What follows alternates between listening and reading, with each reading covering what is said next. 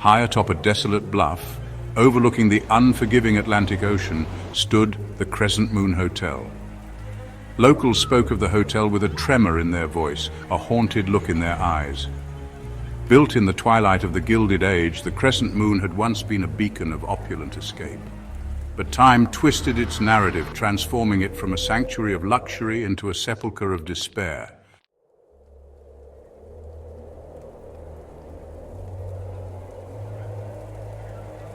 The Crescent Moon Hotel was more than just a place. It was a presence.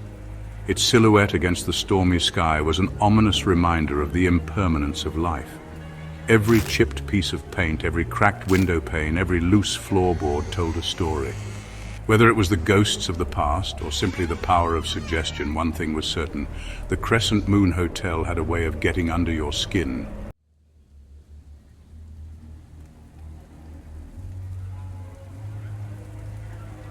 Despite its sinister reputation, the Crescent Moon Hotel clung to a faded elegance. The grand ballroom, once alive with music and laughter, now stood silent, its polished wooden floor hidden beneath a layer of dust. The hotel's library, once a sanctuary for literary minds, was now a tomb of forgotten knowledge. Despite its current state of disrepair, there was a haunting beauty to the Crescent Moon's decay.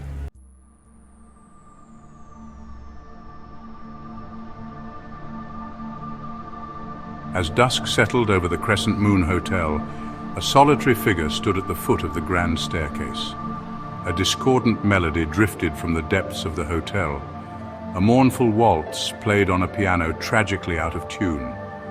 As he ascended the creaking steps, the music grew louder, more insistent, urging him to uncover the secrets hidden within the hotel's heart. As the final haunting chords of the waltz reverberated through the silence, the man took a deep breath and pushed open the door, stepping into the heart of the Crescent Moon's darkness.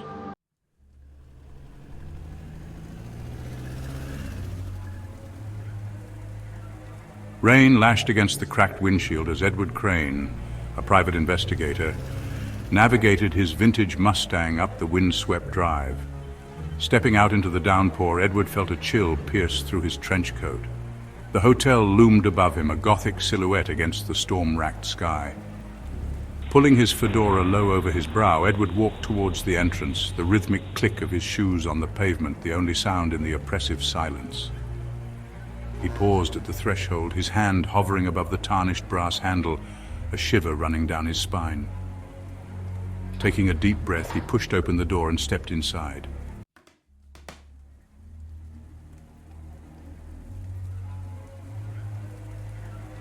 The air inside was heavy, thick with the scent of damp wood and something indefinable that sent a shiver down Edward's spine. Behind a massive mahogany reception desk, a lone figure sat hunched over a faded ledger. The man, skeletal thin, followed Edward's every move with an unsettling intensity. "Edward Crane," he said, his voice low and steady, cutting through the oppressive silence. "I'm here about the disappearance of Miss Amelia Hayes."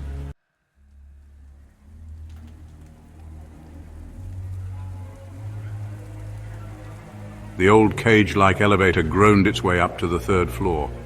Edward stepped out onto the landing, the elevator clanging shut behind him, plunging him into near darkness. Room 303. The brass numbers on the door were tarnished, almost black. The room was sparsely furnished, with a four-poster bed draped in moth-eaten velvet. A writing desk cluttered with yellowed parchment. A vanity mirror that reflected nothing but shadows. Despite its emptiness, the room felt crowded, suffocating.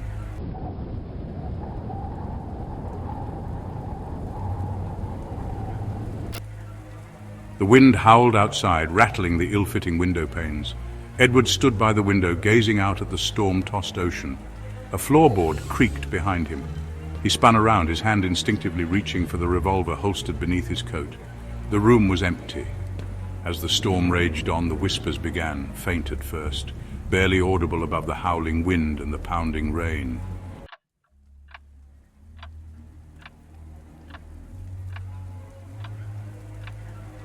Sleep, when it finally came, was a restless, fitful thing. Edward sat up in bed, his heart pounding in his chest. He could feel it again, that cold spot underfoot and the oppressive sense of being watched. A shimmering figure materialized from the shadows. A young man with haunted eyes and a look of terror etched on his pale, translucent face. Ghosts didn't exist. And yet here one was, staring back at him with an accusatory gaze.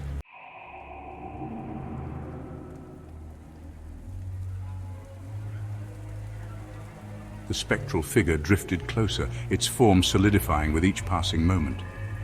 Edward could now make out the details of his clothing, a finely tailored suit, now ripped and stained a gruesome crimson. "Who are you?" Edward's voice, though a mere whisper, cut through the silence like a gunshot. The ghost moved, gliding effortlessly towards the wall, his hand passing through the solid plaster as if it were smoke. The wall rippled where the ghost touched it, revealing a hidden alcove. Inside lay a dusty, leather-bound journal.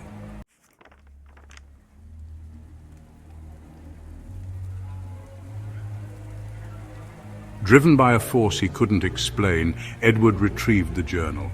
Its pages, brittle with age, whispered tales of love, betrayal, and a darkness that chilled him to the bone. It belonged to Amelia Hayes, the missing artist he was searching for. Her words, filled with a haunting beauty and a growing sense of dread, painted a picture of a soul teetering on the brink of madness. Night after night she wrote of strange occurrences, of fleeting glimpses of spectral figures, of whispers that seemed to emanate from the very walls themselves. She wrote of a presence, dark and malevolent, that haunted her waking hours and invaded her dreams. Then one entry stood out, chilling Edward to the core. Amelia wrote of a vision, a premonition of her own demise. She described a figure tall and imposing, shrouded in shadows, with eyes that burned with an unholy fire. He flipped through the remaining pages, his heart pounding in his chest. The last entry ended abruptly, the final sentence unfinished. It was as if she had been interrupted, dragged away before she could commit her final thoughts to paper.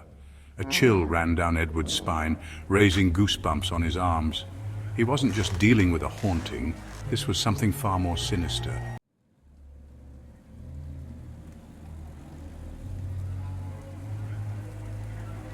Days turned into nights, each one blurring into the next as Edward delved deeper into the mystery of the Crescent Moon Hotel.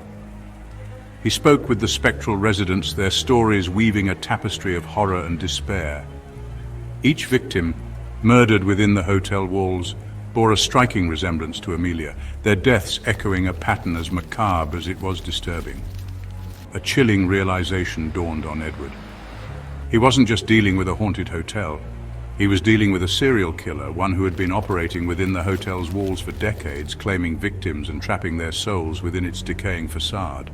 And Amelia, he feared, was to be his next victim. The air grew thick with the scent of ozone, the hair on the back of his neck standing on end. He wasn't alone.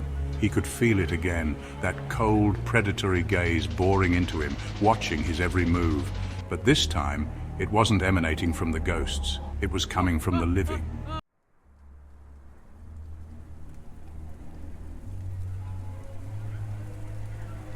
Panic surged through Edward, an icy grip squeezing his heart. He had to get out, had to warn Amelia. But as he turned to flee, a figure stepped out of the shadows, blocking his path. It was the desk clerk, his skin pallid under the flickering gaslight, his eyes glowing with an unnatural intensity. "You should not have come here, Mr. Crane," the clerk hissed, his voice a raspy whisper that seemed to slither through the air. Curiosity killed the cat, as they say. He took a step closer, his shadow stretching out like a grasping claw. Edward's hand instinctively moved towards his revolver, but he knew it was too late. He was trapped, caught in a spider web of evil, the predator closing in for the kill. The air crackled with a malevolent energy as the clock on the wall chimed midnight, its sound a death knell in the oppressive silence. It was time for the final act to begin. The air hung thick and heavy, a suffocating blanket of dread. Edward's heart hammered against his ribs. The desk clerk advanced, the rusty hook in his hand glinting under the flickering gaslight. Each step was measured, deliberate. "You cannot escape your fate, Mr. Crane," the clerk rasped. "The Crescent Moon Hotel demands its due." Edward backed away, his hand trembling as he drew his revolver. The metal felt cold and reassuring against his palm. He had faced down mob bosses and crooked cops, but nothing could have prepared him for this terror. This wasn't just a man, this was something other. A wave of dizziness washed over him. The air grew thick with the scent of ozone and decay. He stumbled back, the walls closing in like a tomb. "You are already ours," the clerk hissed, his form shimmering, distorting. The rusty hook in his hand pulsed with a sickly red light. "Join the others, Mr. Crane. Become a part of the Crescent Moon, forever."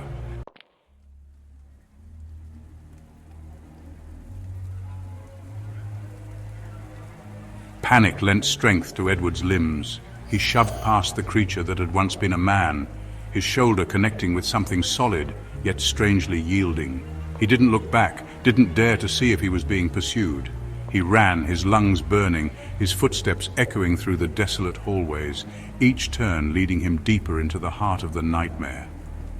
His mind raced, desperately searching for an escape, but the layout of the hotel seemed to shift and change, a labyrinth designed to trap him, to break him. He was a rat in a maze, his pursuer always one step ahead. He burst through a door at the end of the hallway, his heart pounding in his chest, his breath ragged in his throat. The room was plunged in darkness, the air thick with the metallic tang of blood and the cloying sweetness of decay. He fumbled for his lighter, the flickering flame casting long, grotesque shadows that danced and writhed on the walls. Then he saw it, the blood. It was everywhere, splattered on the walls, pooled on the floor, staining the once pristine sheets of the four-poster bed a gruesome crimson. The room reeked of death, of violence, of something truly evil.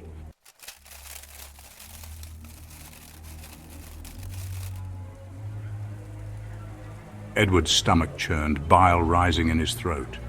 He had seen his fair share of crime scenes, but there was something about this room, something about the sheer brutality on display, that sent a shiver down his spine. He moved cautiously through the room, his senses on high alert, his hand never straying far from his revolver. The air was thick with a lingering energy, the echoes of a struggle, of terror, of a life brutally extinguished. He could almost hear the screams, feel the desperation, the agony of the victim in his final moments. On the nightstand he found a photograph, its edges singed, the faces barely visible in the flickering light of his lighter. A young couple, their arms wrapped around each other, their smiles radiant with happiness. They were young, in love, oblivious to the darkness that awaited them within the walls of the Crescent Moon Hotel. He recognized the woman, Amelia.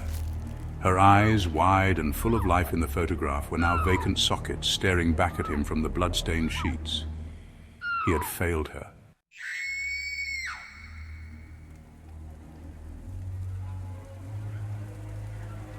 A cold, calculating voice cut through Edward's despair, shattering the silence like a gunshot. "A tragedy, isn't it?" Edward spun around, his hand instinctively reaching for his revolver, his heart pounding in his chest. Standing in the doorway, his form framed against the flickering gaslight, was the desk clerk.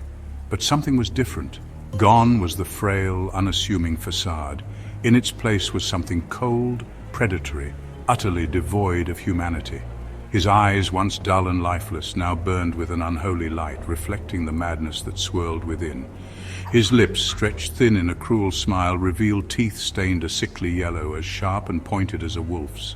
She put up quite a fight, the creature that had once been a man chuckled, running a finger along the blood-stained edge of a straight razor. But they all do, in the end.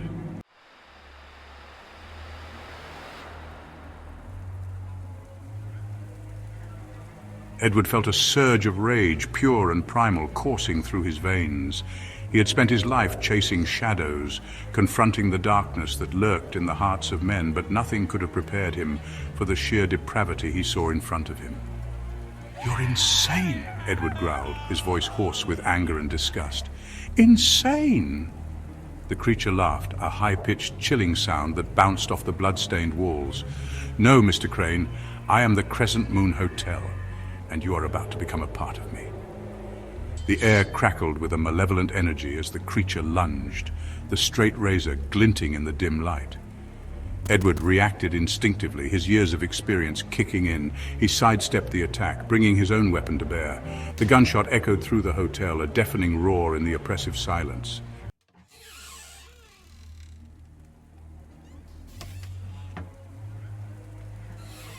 The gunshot reverberated through the hotel, a discordant note in the symphony of screams that erupted from the shadows. The creature staggered back, clutching his chest where a crimson stain bloomed. Instead of blood, inky black smoke seeped from the wound. Edward stood his ground, heart pounding, ears ringing. He kept his revolver trained on the creature. The creature's form flickered, melting into the shadows. The screams grew louder, a chorus of anguish and rage. Edward watched in horror as the creature dissolved into a swirling vortex of black smoke. The screams reached a deafening crescendo, then ceased, leaving an eerie silence.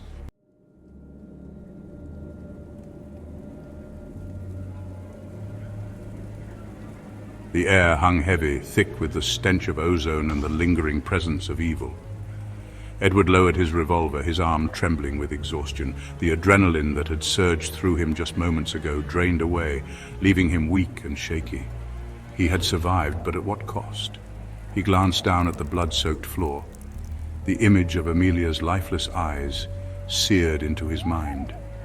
He had failed to save her, just like he had failed to save all the others who had fallen victim to the darkness that permeated the Crescent Moon Hotel. A wave of nausea washed over him, and he stumbled back, leaning against the wall for support. He closed his eyes, willing himself not to vomit. The stench of blood, of decay, of something ancient and evil, clung to him like a shroud.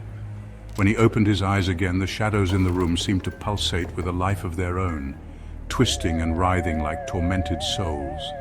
He blinked, trying to clear his vision, but the shadows remained, their movements growing more frantic, more menacing. He was losing it. He had stared into the abyss for too long, and now the abyss was staring back.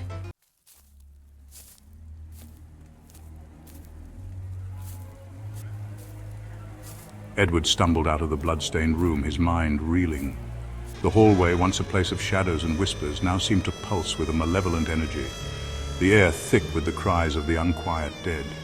He could feel their presence surrounding him, their icy fingers brushing against his skin, their voices whispering his name. He had to get out, had to escape the suffocating grip of the Crescent Moon Hotel before it consumed him completely. But the hallways seemed to stretch on forever, twisting and turning in on themselves, a labyrinth designed to trap him within its decaying embrace.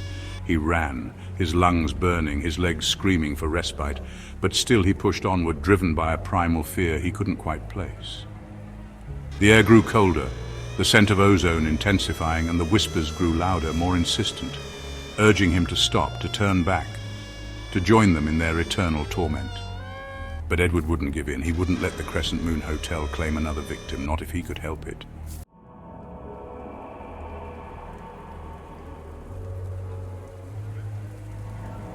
The first rays of dawn pierced through the grimy windows of the Crescent Moon Hotel as Edward finally stumbled out into the cool morning air. He gasped for breath, his lungs raw, his body trembling with exhaustion. He had escaped, but the ordeal had left its mark on him, etching itself into his very soul. He turned back to look at the imposing structure, its silhouette a jagged scar against the dawning sky. The Crescent Moon Hotel stood silent now, its secrets locked away behind its decaying facade. But Edward knew the truth. He had seen the darkness that lurked within its walls, had felt its icy grip on his soul. The wind howled through the skeletal branches of the cypress trees, carrying with it the faintest of whispers. Were it the voices of the dead, bidding him farewell? Or were they a warning, a promise that the evil that haunted the Crescent Moon Hotel would never truly die? Edward didn't know the answer, and as he walked away from the cursed place, his footsteps heavy on the dew-covered grass, he couldn't shake the feeling that he was leaving a part of himself behind.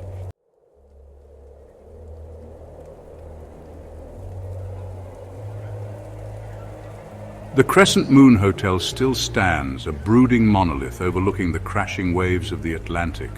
Locals still whisper tales of its dark history, of the lives claimed within its walls, of the souls forever trapped in its decaying embrace. Tourists, drawn by morbid curiosity, still book rooms, seeking a thrill, a brush with the supernatural. But those who stay within its walls soon discover that some doors are best left unopened, some secrets best left buried. For the Crescent Moon Hotel never truly forgets. It remembers every guest, every whisper, every scream, and it waits, patiently for the next soul to claim.